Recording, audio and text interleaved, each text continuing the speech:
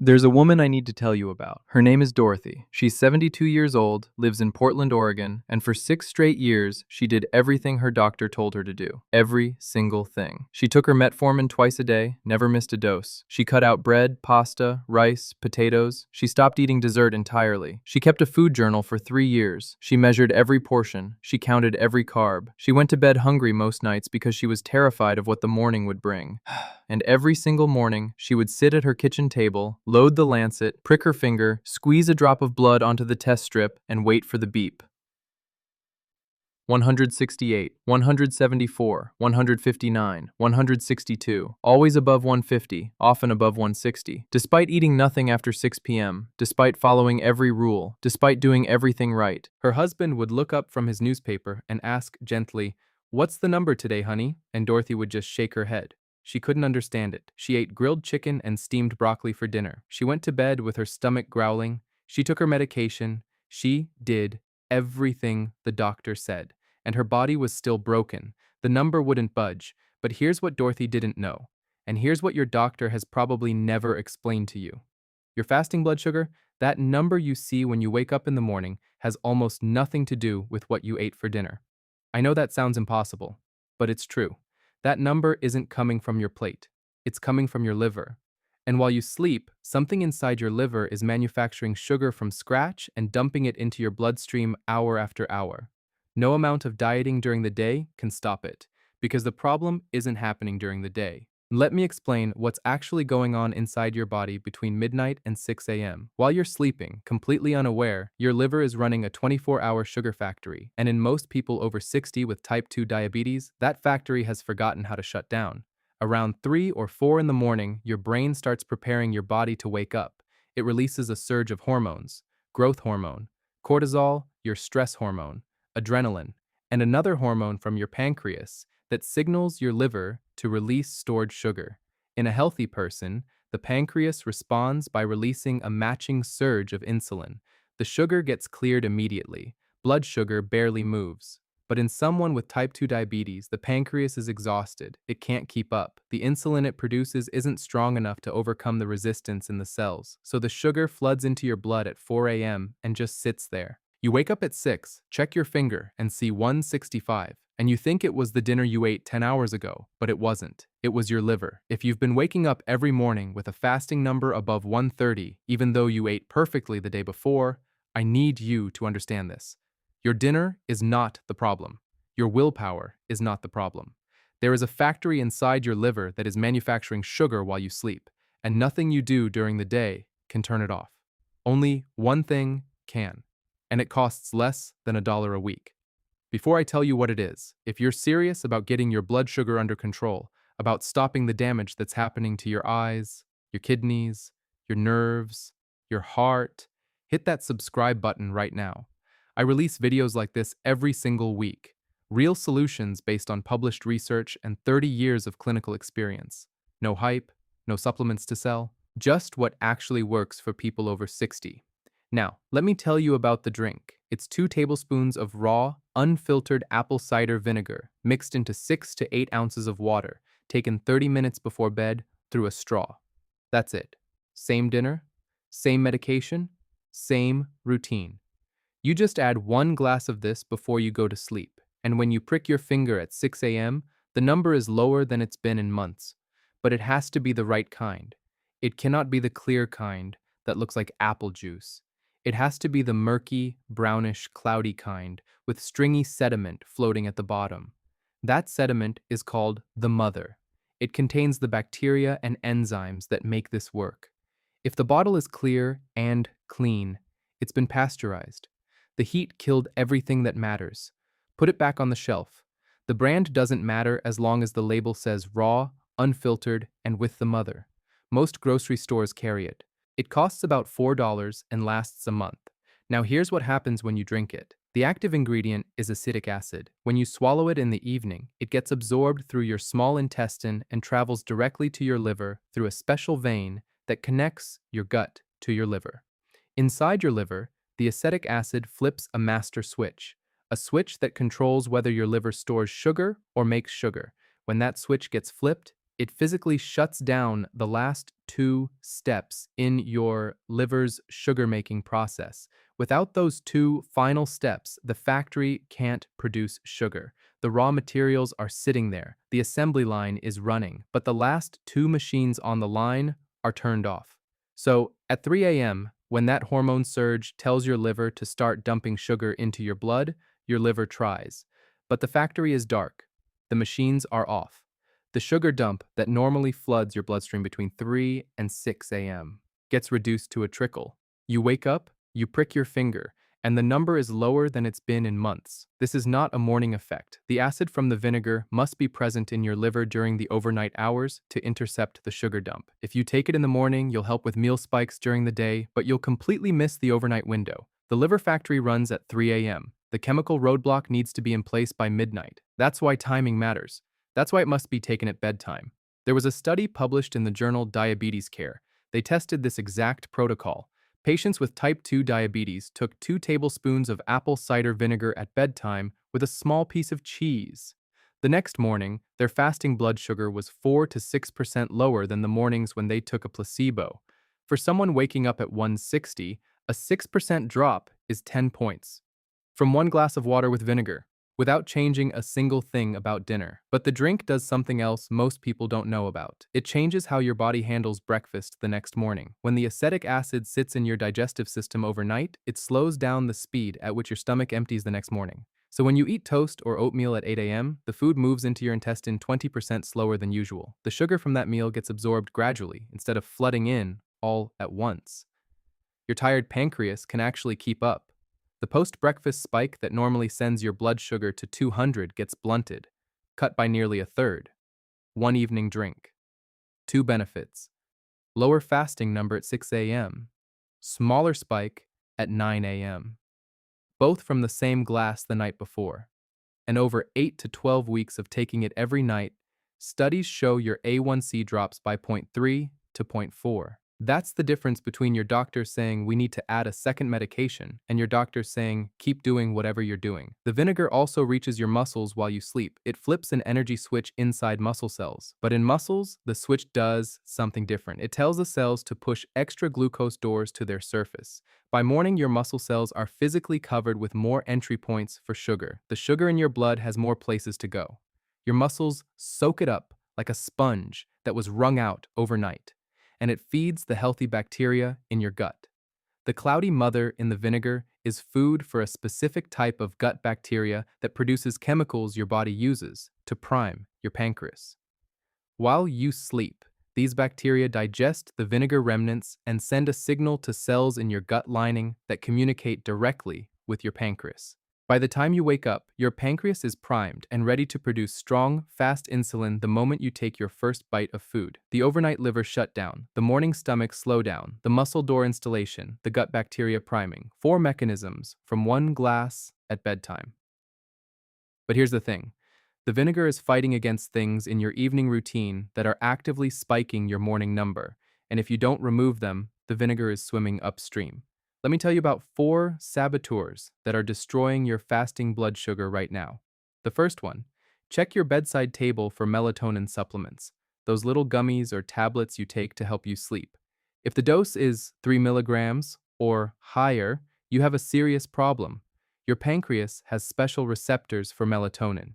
When melatonin binds to those receptors, it puts your pancreas to sleep, literally shuts down insulin production.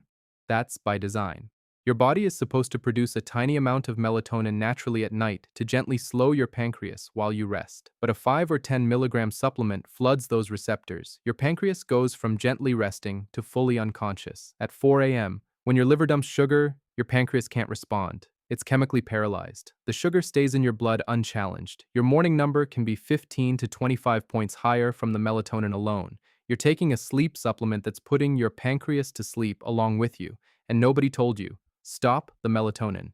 If you need sleep help, ask your doctor about magnesium glycinate. It relaxes your nervous system without touching your pancreas. Second saboteur. That apple, or those grapes you eat at 8 p.m., because you were told fruit is a healthy evening snack. Fruit contains a type of sugar called fructose that goes directly to your liver. It bypasses your muscles. It bypasses your brain, straight to the liver. When you eat grapes at 8 p.m., your liver converts that fructose into stored fuel and completely tops off its tank. By 10 p.m., your liver is overstuffed. At 3 a.m., when the dawn hormone surge tells your liver to dump sugar, your liver has a massive, freshly loaded reservoir to dump from.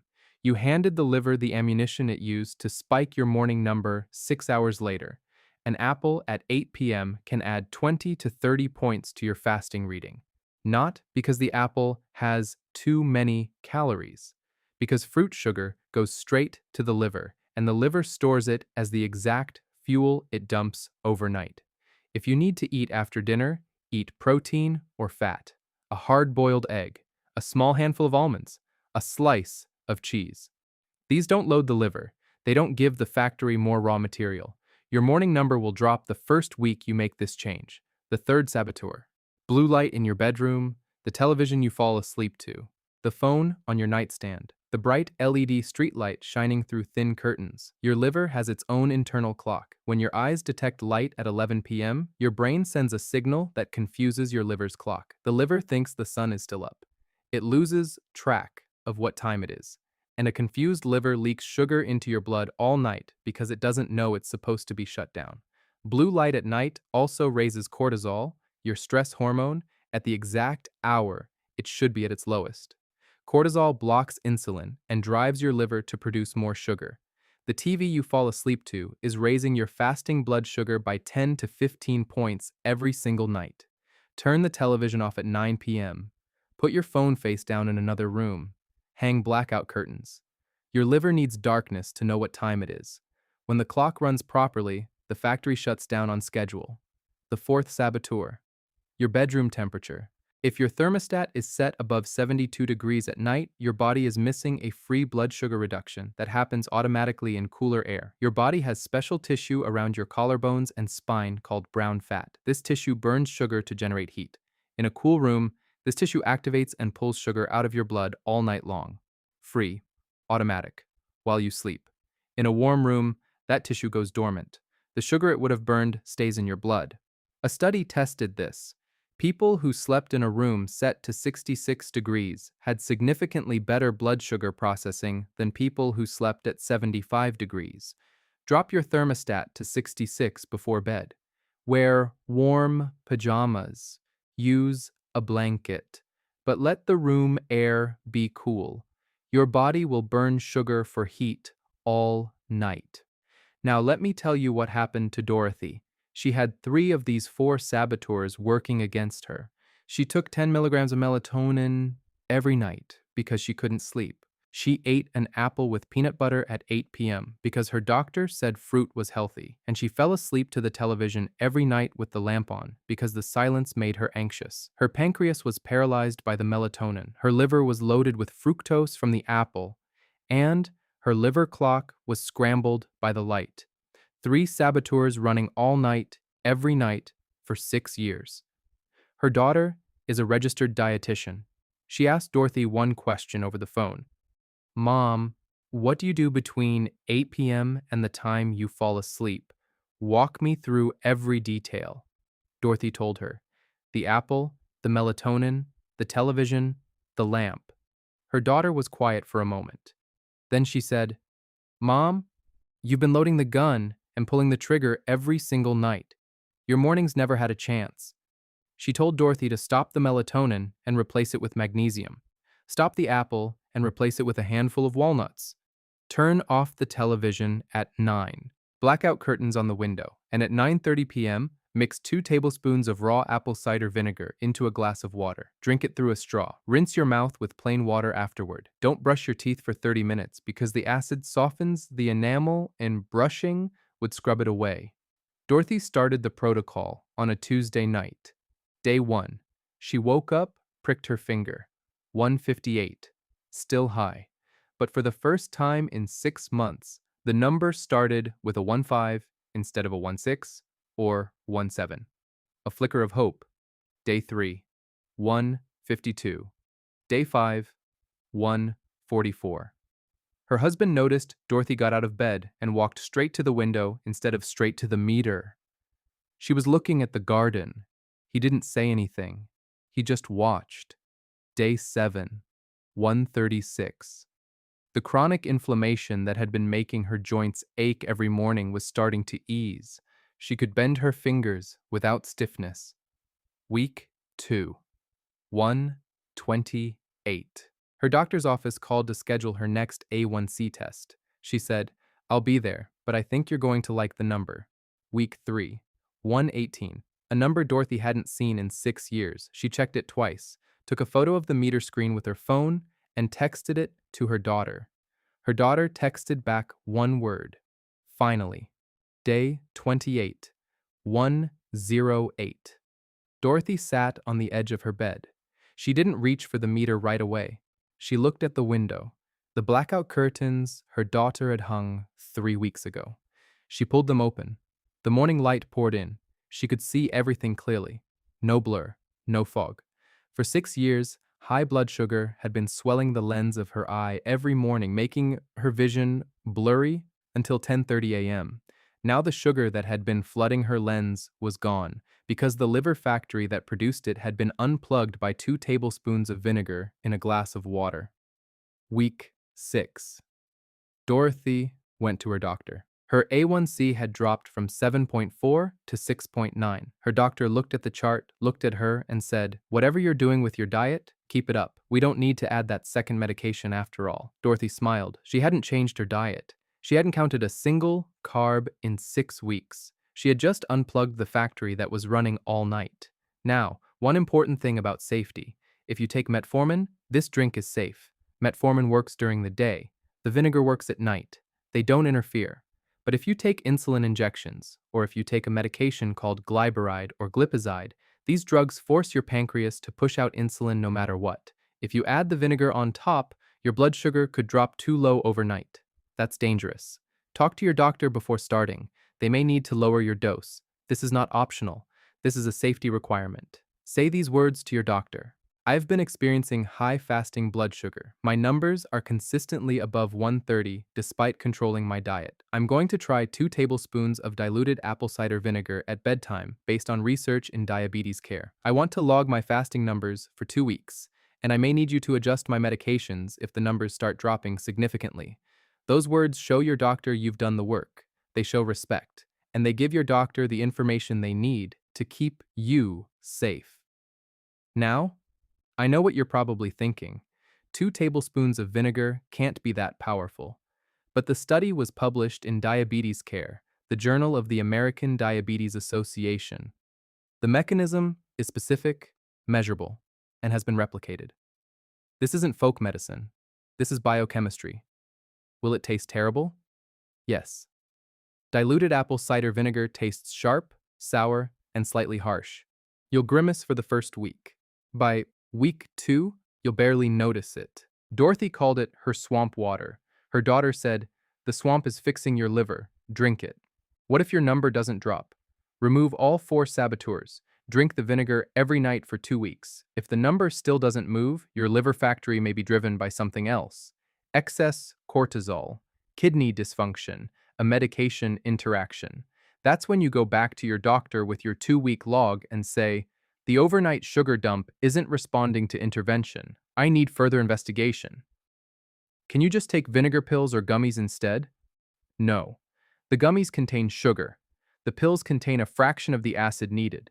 Neither delivers the concentration required to reach your liver. It must be liquid. It must be raw. It must contain the mother. There is no shortcut. Imagine 6 weeks from now. You wake up at 5:30 a.m. You don't reach for the meter first. You reach for the curtain. The morning light is waiting.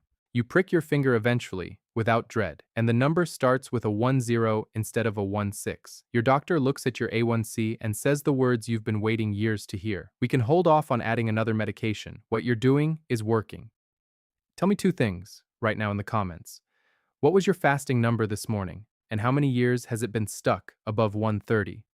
Your comment might be the reason the next person watching this mixes 2 tablespoons of vinegar into a glass of water tonight instead of reaching for another melatonin gummy.